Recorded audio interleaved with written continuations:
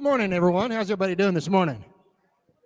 Fantastic. It's a beautiful day outside. We want to welcome you to the Center of Unity this morning. If you're joining us for the first time, we want to say welcome. If you're joining us on the internet, YouTube or Facebook, we want to say welcome also. And if you would be so kind as to place a little comment in there or a wave or a heart or something, let us know you're there because we are celebrating with you that are out there in your lazy boys this morning. So Amber shared something with me this week, and I wanted to share it with you. When she told me about it, I was like, oh, wow, that is really, really good. And so I wanted to share it with you guys.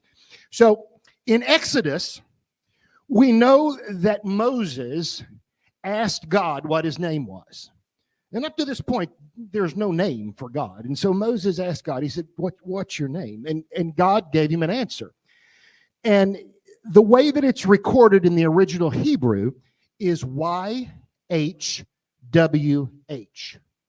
YHWH. And over time, because we have an affinity for vowels, we added an A and an E, and so we get Yahweh. But the scholars have noted that the letters YHWH represent breathing sounds, aspirated consonants that, when they're said together without the vowels, they imitate the sound of inhaling and exhaling. YH is an inhale, VY is an exhale. So a baby's first cry, its first breath, speaks the name of God. Ooh, kind of gets me choked up. A deep sigh calls his name. A groan or a grasp too heavy for words calls upon the name of the Lord. How significant that God would choose to give himself a name that we can't help but speak every moment that we're alive. All of us, always, everywhere, walking, sleeping with the name of God on our lips. His name is the first thing that we speak when we enter the world and the last thing we utter as we leave the world. This morning as we worship, be conscious of your breath. Be conscious of the name of the Lord on your breath as we sing this.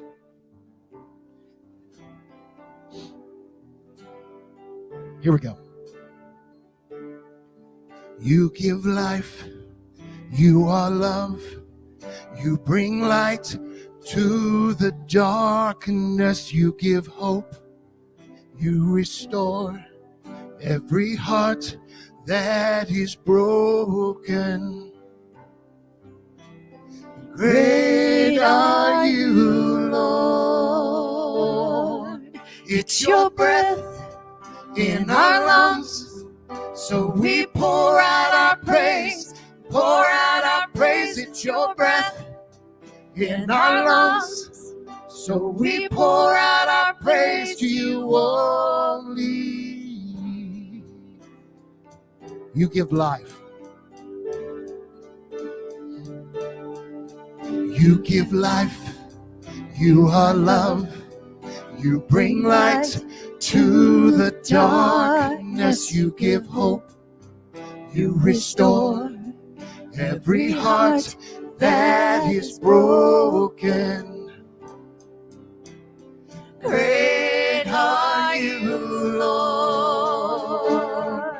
It's your breath in our lungs, so we pour out our praise, we pour out our praise. It's your breath in our lungs, so we pour out our praise to you only. It's your breath in our lungs, so we pour out our praise, we pour out our praise. It's your breath in our lungs, so we pour out our praise to you only.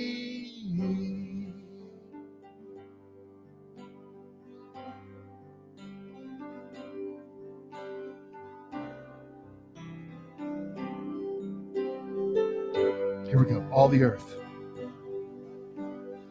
All the earth will shout your praise. Our hearts will cry. These bones will sing. Great are you, Lord. All the earth will shout your praise. praise. Our hearts will cry, these bones will sing. Great are you, Lord. All the earth will shout your praise. Our hearts will cry, these bones will sing. Great are you, Lord. It's your breath in our lungs, so we pour out our praise. Pour out our praise. It's your breath in our lungs, so we pour out our praise to you only. It's your breath in our lungs, so we pour out our praise. Pour out our praise. It's your breath in our lungs, so we pour out our praise to you only.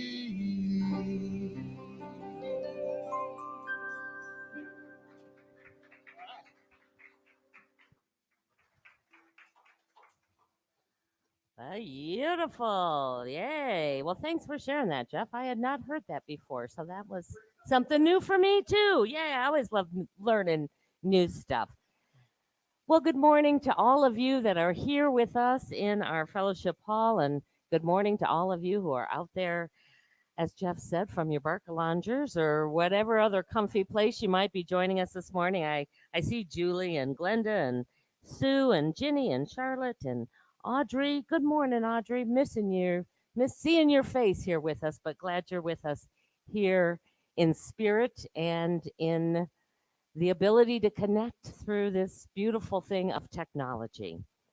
I wanted to share a poem with you, not a poem, it's a prayer with you by Maya Angelou, and it just felt like this was the right day to share this. So I just invite you to join with me to breathe into this moment and to receive the beautiful words of God. It begins, Father, Mother God, thank you for your presence during the hard and mean days, for then we have you to lean upon. Thank you for your presence during the bright and sunny days, for then we can share that which we have with those who have less. And thank you for your presence during the holy days, for then we are able to celebrate you and our families and our friends. For those who have no voice, we ask you to speak. For those who feel unworthy, we ask you to pour your love in waterfalls of tenderness. For those who live in pain, we ask you to bathe them in the river of your healing. For those who are lonely, we ask you to keep them company. For those who are depressed, we ask you to shower upon them the light of hope. Dear Creator, you, the borderless sea of substance, we ask you to give all the world that which we need most, peace. And so it is, and so we allow it to be. Amen.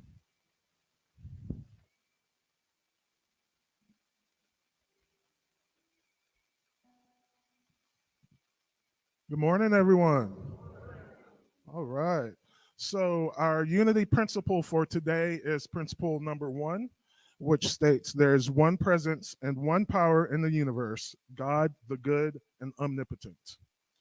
The core value for today is joy, which states we express deep and abiding feelings of peace and delight, acknowledging the Christ in each of us. We promote and instill connection to our higher beliefs through spiritual teachings. We offer healing services throughout the year. So I'm going to read the 100 number of Psalms, and I'm going to read it in the King James Version just so it sounds a little more official.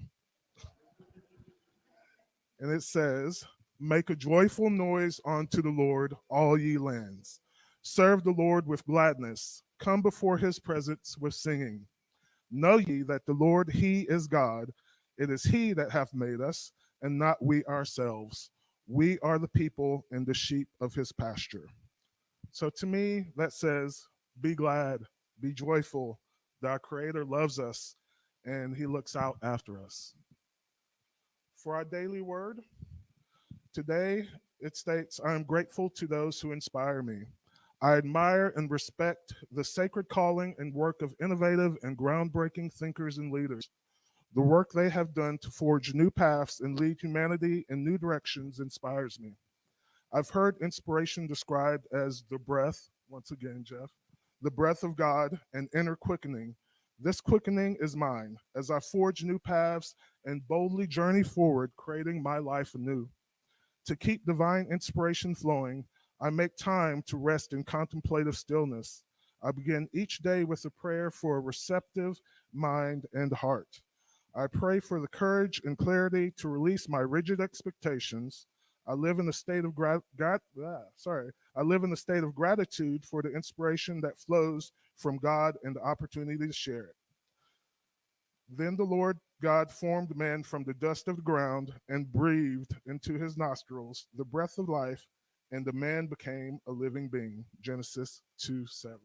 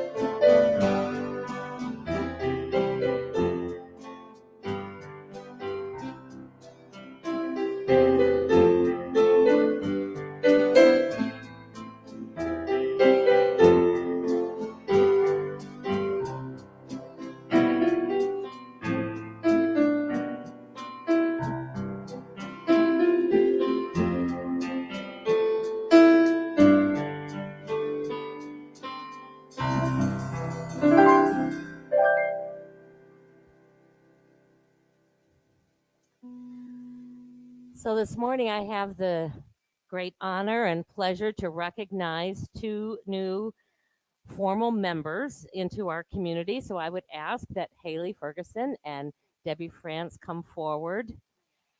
Many of you, yes, many of you have gotten to know Haley over this past year since she started attending with us. And she has really been very involved in our community. She's engaged in different book studies, she's active in adult Sunday school, and she is one of the members who said yes to being in our disciple leadership program. And we're just thrilled beyond words to have your love and your light be added to a part of this community, and know that we also are here to love and support you. This is what we do. We give and we receive as part of this community. So we're grateful that you are now part of that flow of Center of Unity. And Debbie, some of you may recognize, especially those of you who might have kids, has said yes last year to stepping in as our Director of Youth Education. And we're getting ready to ramp that up as soon as we can really be back in that space there and have the capacity to welcome a lot more people. We are going to be doing a lot of concerted effort to welcome back our children also. Debbie has been in Unity for many years. Um, I was going to say decades, and that's probably true. And she was a longtime member and youth director at Unity of Arlington. And we're grateful that she has chosen to come and be a part of Center of Unity. So she is transferring her membership here to us. So we are beyond thrilled too to have you as part of our community and also as part of our leadership team. Debbie is also one of those who is journeying this year-long discipleship program with us. So we are just thrilled and delighted to say yes to both of you and welcome you in as formal members and share. You've probably read that before. You can share it with a friend if you already have it. And just know that we love you. Join with me. We bless you. We truly appreciate you. And we behold the Christ in you. Namaste. Yay. All right. Well, we're going to shift gears here now because I have a couple questions for you. And those of you who are watching online, I want you to also, this is just going to be by a show of hands or by an affirmation of yes. So you can speak. You don't have to worry about that. You have to now articulate whatever your opinions are about it. So so those of you online, you can give me a smiley face, a thumbs up, a yes, whatever works in the comment section because I'd love to see how many of us can say yes to this question. And this is an honest question you can ask yourself. Do you believe that an action can be both right and wrong? All right. Do you believe that we gain power when we surrender? Can we be both separate and one? I got a few thumbs up out there. Other people may be looking for their emojis out there to try. The challenge with this is by the time I get done with the questions, they're just now. I'll look a little further on.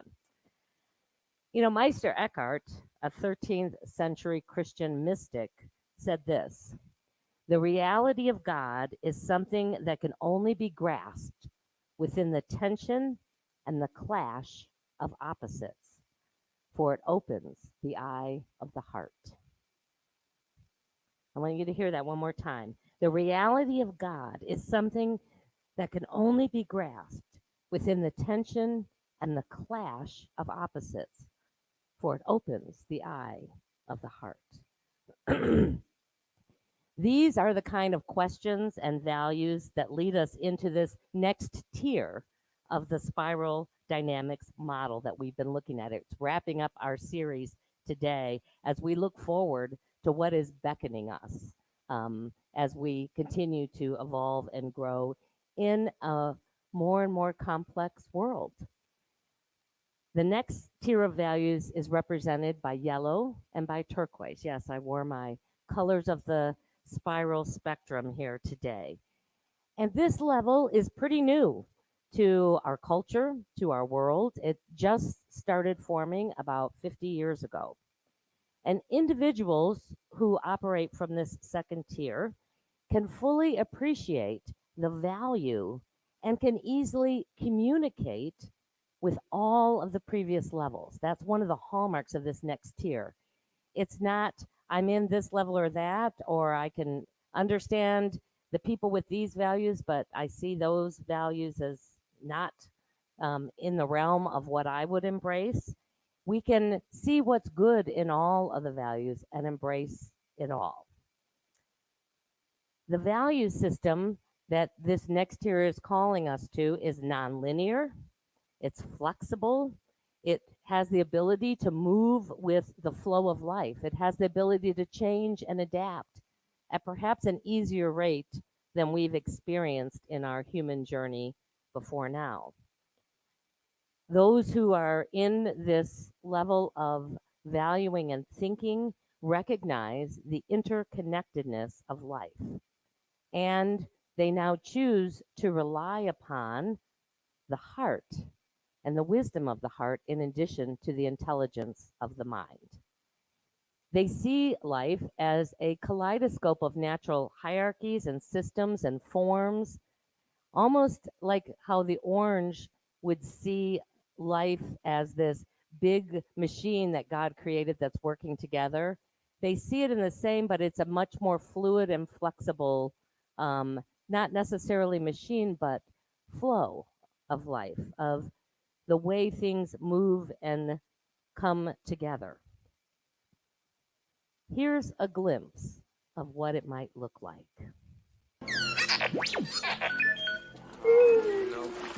We'll never get it out now. So certain are you? Always with you what cannot be done. Hear you nothing that I say. Master, moving stones around is one thing. This is totally different. No, no different. Only different in your mind. You must unlearn what you have learned. All right, I'll give it a try. No, try not. Do. Or do not. There is no try.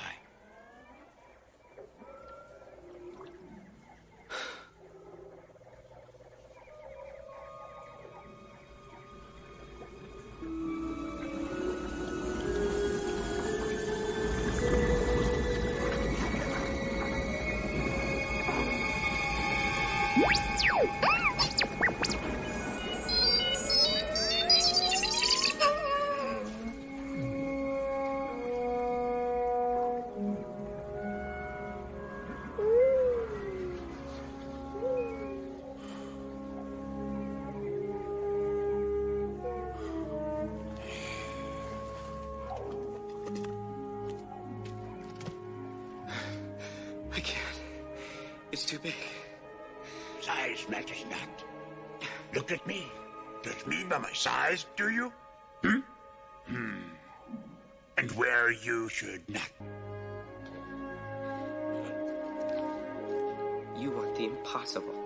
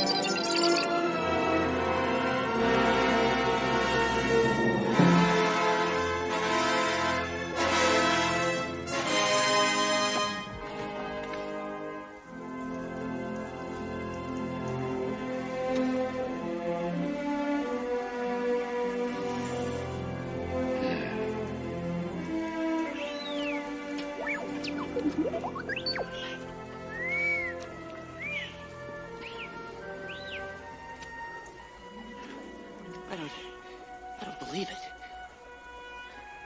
That is why you fail.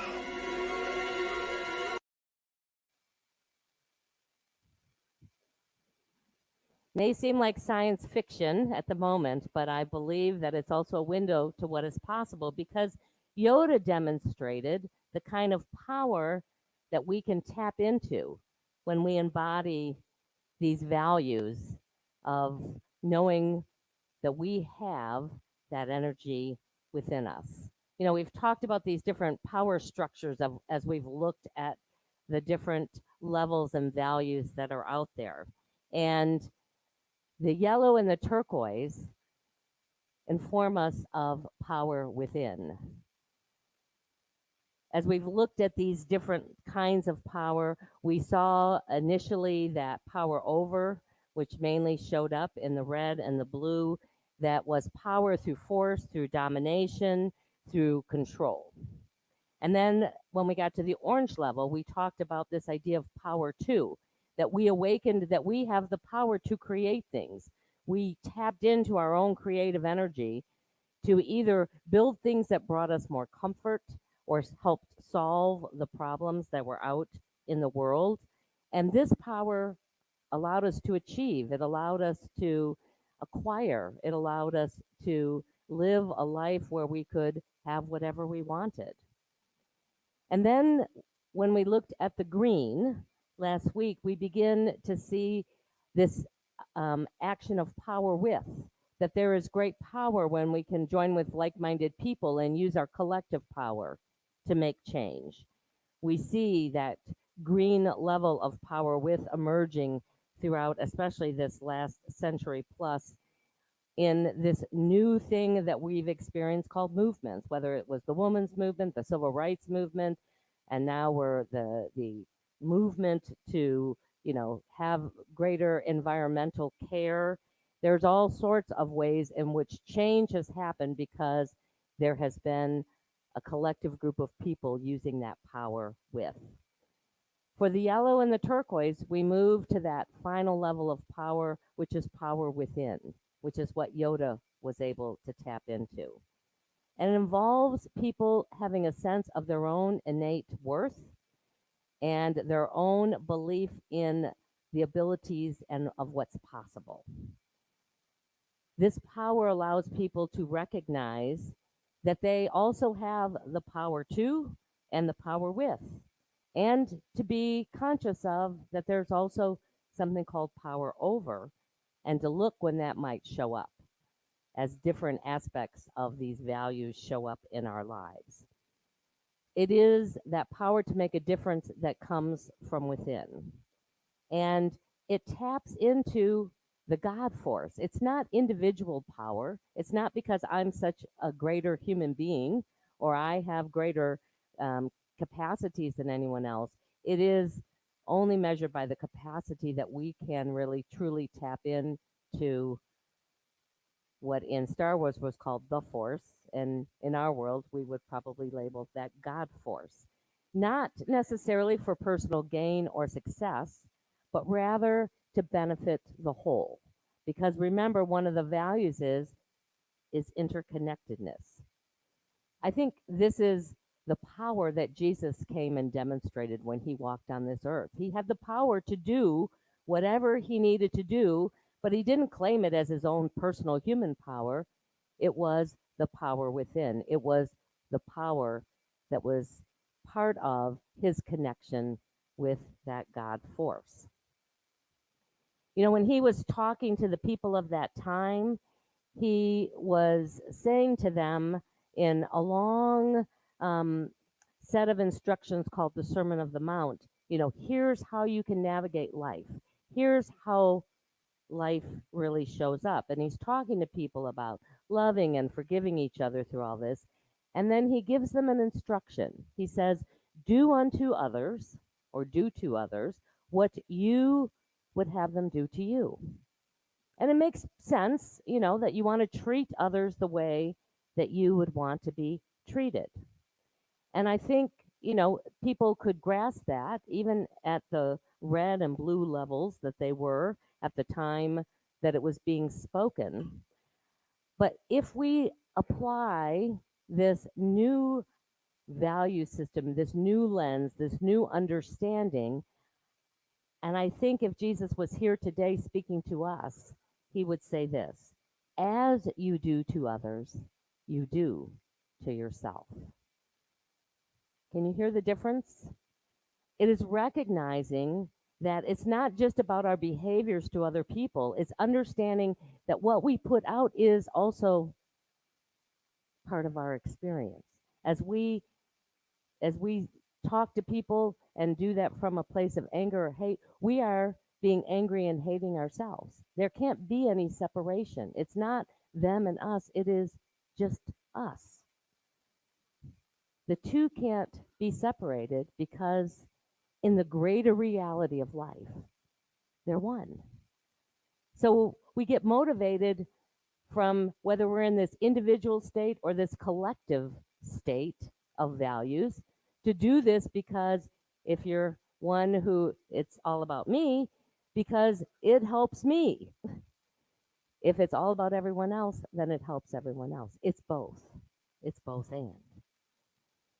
Science is beginning to demonstrate that this is true, that our energy, the energy produced by our thoughts and our feelings, affect everything. I wanted to share with you, and I know some of you are aware of this, but it's a good reminder a short video of the water experiments done by Masaru Imato, who is a Japanese scientist. It was done several years ago, and perhaps you were aware of it when it was happening. But this is a good visual of how our energy affects life.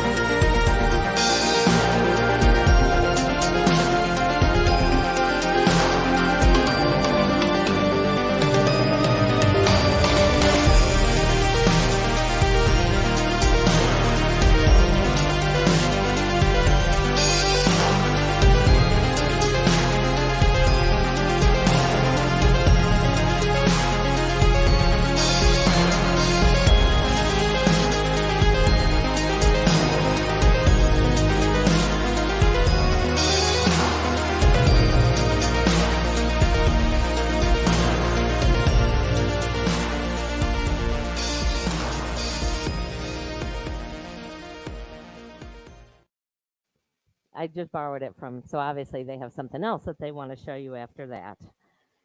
You know, we're just beginning to understand how energy operates, how it operates in our bodies, how it operates in our world, how it operates in the universe. And so much work is being done in this burgeoning field of the quantum physics, the idea of what quantum and how it affects us. And yet, as mystics and monks have demonstrated, you don't have to understand how it works in order to experience it. The awareness of this way in which we are connected with one another has been described by people like St. Augustine and Meister Eckhart long before there was scientific evidence that would show in that realm that it was true. So, as we move into our meditation this morning, I want to invite you to really become aware of and use these images to send beautiful images. I like to see them as crystals or snowflakes to your body. Our body is made up of primarily water. The vast majority of our body is water. So if our thoughts have that ability to affect the structure of the water in our body, we, through this focused intention, can heal our body with these emotions. So I would just invite you all to get comfortable where you are for a few minutes, to breathe in and become aware of the breath as it flows in and out of the body. So set aside anything that you might be holding on to, both physically and in mind, for just the next few moments.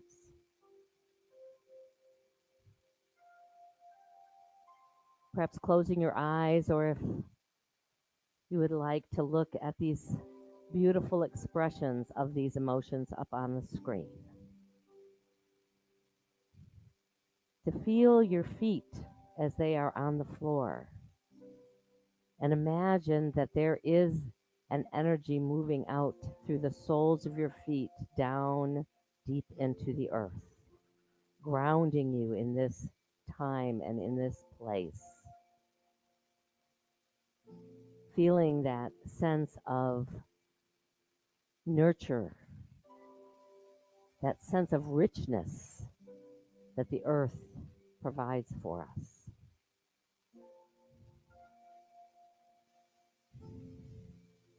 And then move your attention to your heart space, almost as if you're breathing in and out of your heart.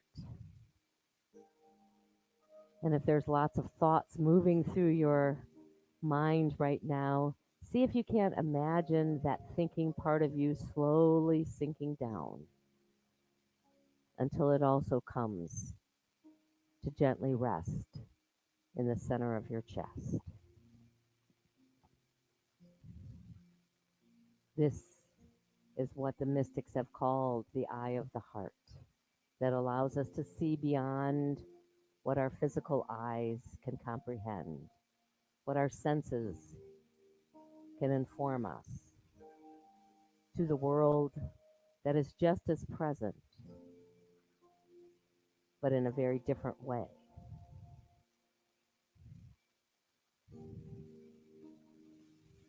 And then begin to just send thoughts to the water in your body. Thoughts of love, appreciation, amazement for what this body does to keep us alive and whole and thriving.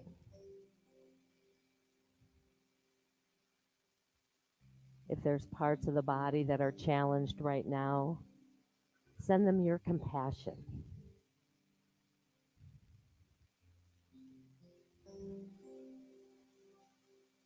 Send them your belief and your vision that they are indeed whole, well, and perfect.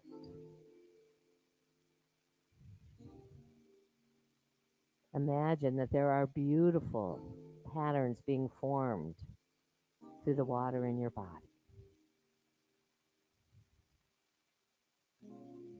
And any thoughts or feelings that have been trapped in the body that are less than the love and the beauty in which God views you, to just release them with every out breath.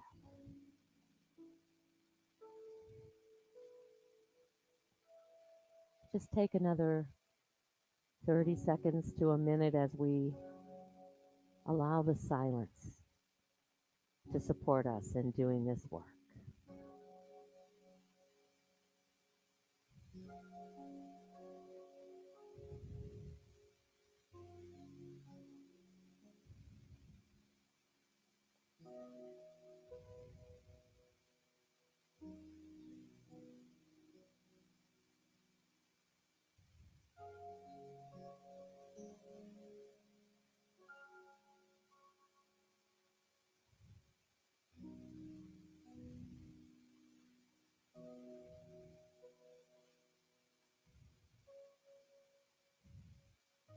And then whenever you're ready, you can begin to bring your attention back to this time and place, aware once again of the body and the chair that's supporting it, the breath that is moving in and out of your lungs.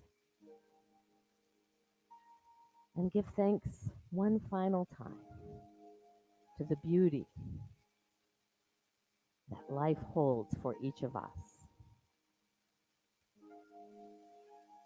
And whenever you're ready, you can open your eyes.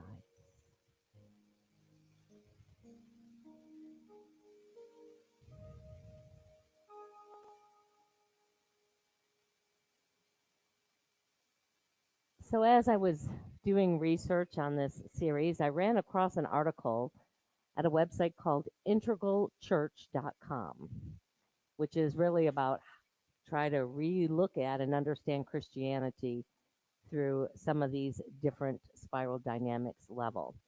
And this article asks us to take a look at how these various levels and values would have viewed what is, for many, the pivotal event in Christianity, which was Jesus and the cross and the resurrection. And it helps us to see why this event could be interpreted in different ways by different people with different values. Now, if we start at the purple level, which is just above that, we're barely surviving, and this is obviously way pre Christian, way before Jesus walked on the planet. The crucifix would have likely, given where they were and how they understood things, been viewed with fear and superstition. It would have scared them, because it would have been something totally outside of their understanding. It would have been a magical event. Jesus to them would have been a shaman, would have been one of those wise people like they experienced in their tribe that was helping them to live better. When we get to the red level, the warrior level, which is also began certainly pre Christian, in that level, as we looked in the Old Testament, God tends to be both wrathful and paternal, both loving and not opposed to punishing when he deemed it, God deemed it necessary, and demands loyalty and allegiance. And oftentimes that was asked through sacrifice. The way that you show me your loyalty is you're willing to sacrifice. And this would have included his son.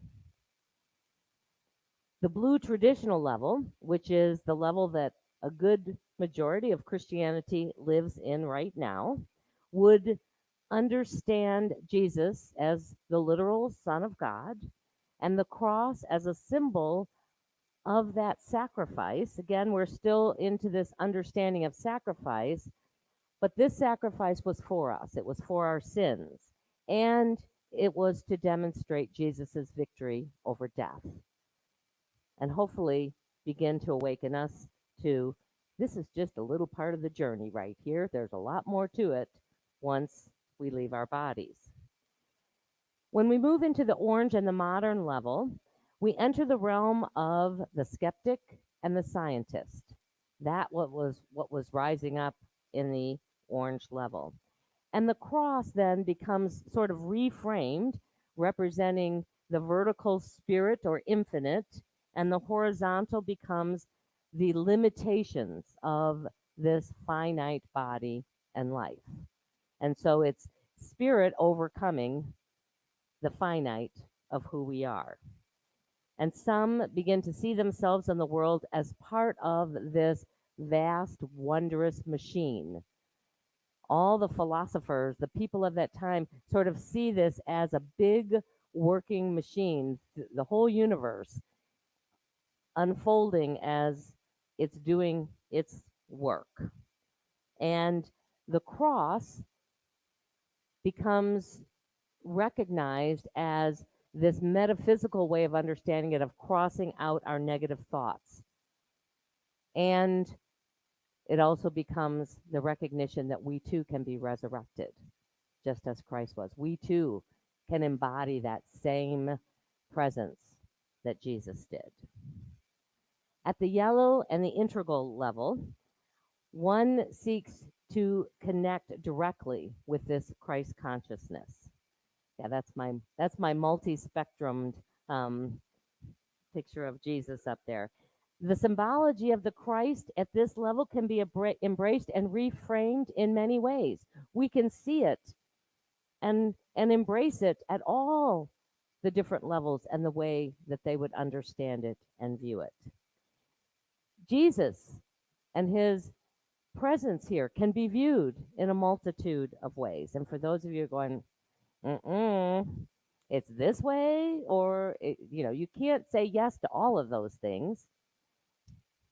Remember back? Can you say, can it be both right and wrong? Can you see the good and the shadow side of each one of these? Jesus might be viewed as an enlightened master. Jesus might be viewed as God experiencing itself as a human in order to really become more one with all of its creation. There's lots of different ways it could be viewed. And finally, the turquoise, the last level that we kind of even can begin to see what the future might hold for us, this what's called the mystical level. The cross and this idea of resurrection is not just about salvation for human beings. It is about the salvation and the innate goodness of all sentient beings. In fact, it's not just all sentient beings on this world, it's all sentient beings in the universe. Christ consciousness is experienced in all directions. It's inward, it's outward, and as Charles Fillmore labeled it, it's Christward. The Sacred Heart of Jesus is experienced as non-separateness from the cosmos. There is no place that God is separate. There is no place that Christ consciousness is separate. And because of that, there becomes this desire to be compassionate and to see all sentient beings in all worlds from that place of compassion. I realize that over this series, some ideas may have resonated with you and made total sense to you, and at other times, it may feel like I've been speaking a foreign language. Or you may simply disagree. And my response is good. This model is simply here to invite us to think about, to explore, to expand the breadth from which we might be able to embrace ourselves and the world, to take us a little bit beyond our comfort zone and ask us to see what's beyond those borders, to imagine what life might look like as we have for eons of time longed for peace and our need and our desire for love. One of my personal practices that I've been doing for several years now, and this is intentional to help me experience this second level tier a little more often than perhaps I would do if I wasn't doing this practice, is to pay attention to how often my language is either or both and. How often in my conversations does the word but come up? And so that's my invitation to you. Just this one little practice. Just pay attention this week. How often do I say, somebody says something to me, I say, yes, blah, blah, blah, but to say, but there's this other. How often can it be both and? How often can I see and embrace something that might be different from the way I value and view life, but yet be equally as valuable to add at least to my awareness, if nothing else, that there are other ways to see and understand it. As the complexity of this world deepens, the values of yellow and turquoise beckon us to embrace it all. It's not something that's normal. It's not something that we do by default. We live sort of in this world where it's this or it's that, and it's hard for us to contain both of those at the same time in the same space. The light and the good, the dark and the challenges, and in the midst of it all, to remember and to embrace it all as this wonderful world in which we get to have this experience. Namaste.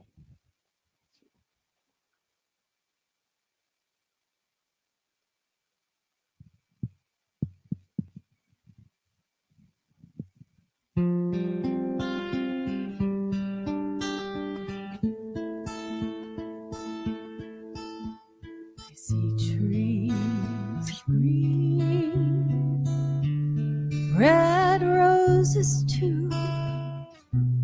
I them bloom for me and for you. And I think to myself, what a wonderful world.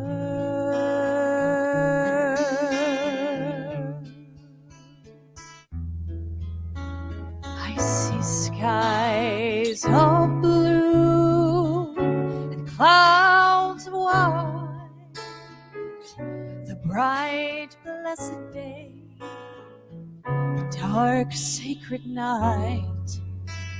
And I think to myself, what a wonderful world.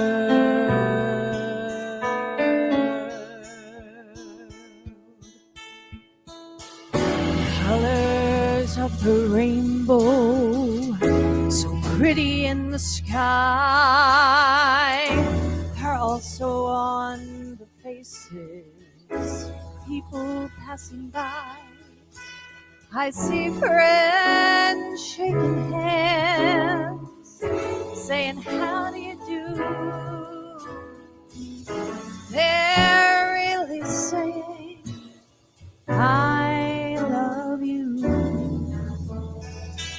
I hear babies cry, I watch them grow. They'll learn much more than I'll ever know. And I think to myself, what a wonderful world.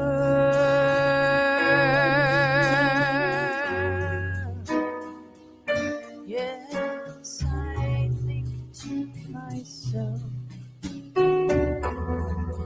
what a wonderful world.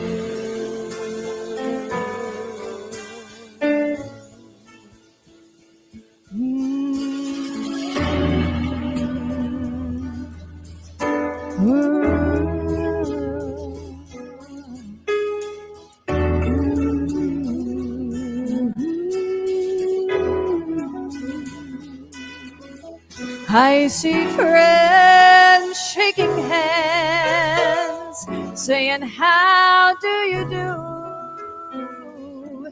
They're really saying, I love you. I hear babies cry,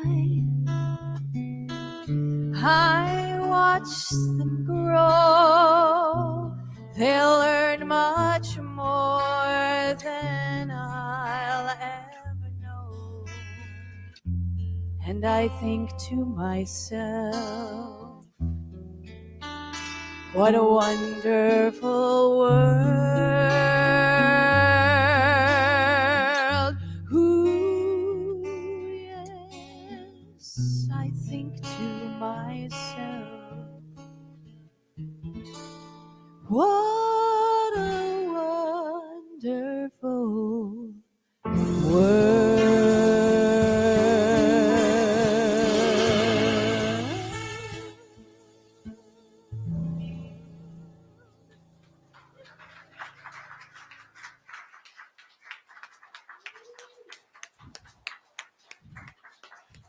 Yes. It's always a good day when Noelle is in the house with us. Well, it is our opportunity now to share of our financial good with this ministry, or at least to bless what we're sharing. It is through the free will offerings of this community that we continue to thrive and to offer this space to all of those who are seeking. And there are many people seeking right now. So we hope that, we continue to grow and to be able to welcome and to support this community and this ministry and all that is ours to do. We have baskets here that you can drop your offering off if you're giving today here in person. And then there's also affirmations that you can receive to bless you this week. And if you're watching us through the virtual world, you can go to our website, centerofunity.org, and go to the give page there and give through that channel. And there's also affirmations that you can go and receive to support you this week. You just scroll down a little further, you'll see lots of different pictures, and just pick the one that speaks to you. So let's join together as we hold the energy of or the physical gifts that we're giving today in our hands and in our hearts and bless them together. Divine love through me blesses and multiplies all that I have, all that I give, and all that I receive. Thank you, Father, Mother God.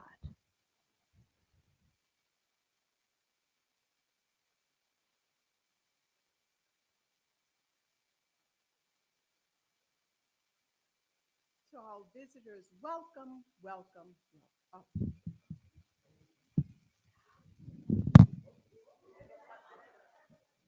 There's so many ways to do this. Again, to all visitors, welcome, welcome, welcome. If you're watching us for the first time, we're glad you have chosen to join us, and we invite you to visit our website and fill out the Connect card. And if you're local, we invite you to visit us in person, why don't you? And if you're here in person, and many of you are, um, and if you're here for the first time, though, please complete a visitor card found on the tables with the offering baskets and drop it in the basket or leave it at the visitor desk. We welcome all of you. Now, I have the honor and privilege. I have the honor and privilege to share in our continuing appreciation for African Americans during Black History Month. Today, we appreciate all who have played integral parts in the power of nonviolent movements that propel a history of positive evolutionary change, one of whom is Carter G. Woodson. At a time when most African Americans were not even allowed to vote, Mr. Woodson worked hard to record their achievements. He wanted to bring attention to Black history and culture. So in 1926, he established Negro History Week, celebrated the second week in February.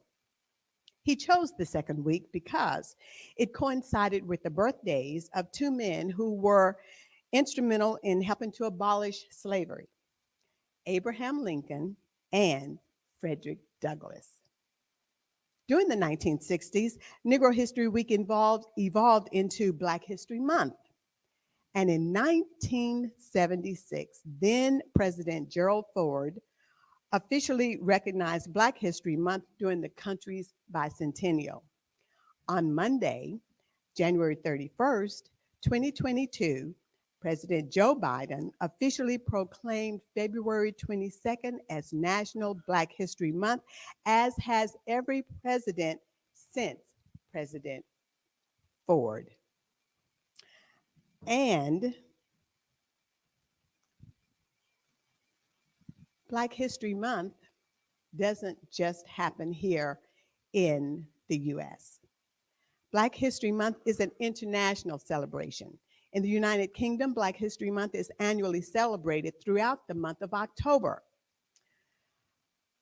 Akaba Adai Sibo, a coordinator at the Greater London Council, birthed the month in 1987. Sibo, who is Ghanaian born and he was inspired to start a U.S. Black History Month after visiting the United States in the 1970s, a time in which America was in an uproar over the civil rights movement.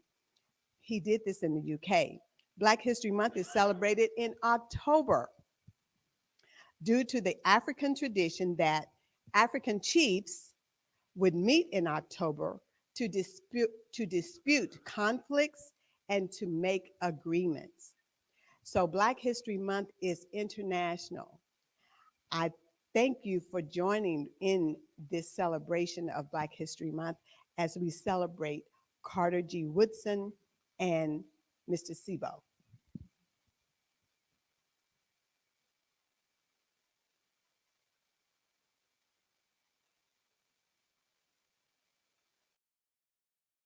Here's what's coming up at Center of Unity. Back in the day, Christians made pancakes to use up their supply of eggs, milk, and butter in preparation for Lent. Join Corked after church on February 27th as we celebrate Shrove Tuesday on a Sunday by eating pancakes at the original Pancake House in Grapevine.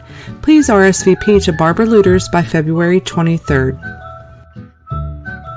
The book club meets on the fourth Saturdays at 11 a.m.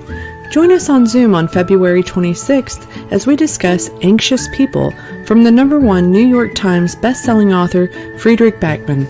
The Zoom ID is on the screen, or you can access it from our website or the COU app.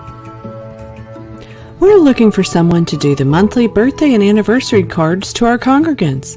You'll be provided with all the needed supplies and info. It's a simple thing, but very meaningful to so many. Please see Mary Salerno if you're interested. There are multiple ways you can make a donation to Center of Unity. You can drop your donation off at the church, mail it to our P.O. Box, visit our website, use the COU or Venmo app, or you can text to give. Your continued support is greatly appreciated.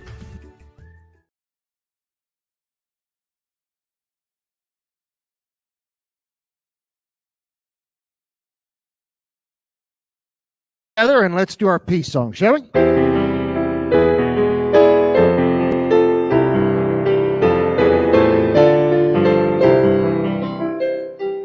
Let there be peace on earth, and let it begin with me. Let there be peace on earth, the peace that was meant to be. With God as our Father, family all are we.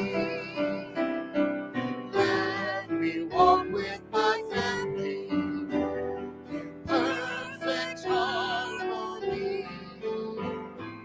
Let peace begin with me. Let this be a moment now. With every step I take, let this be my joyous vow. To take each moment and live each moment in peace eternally. Let there be peace on earth, and let it begin with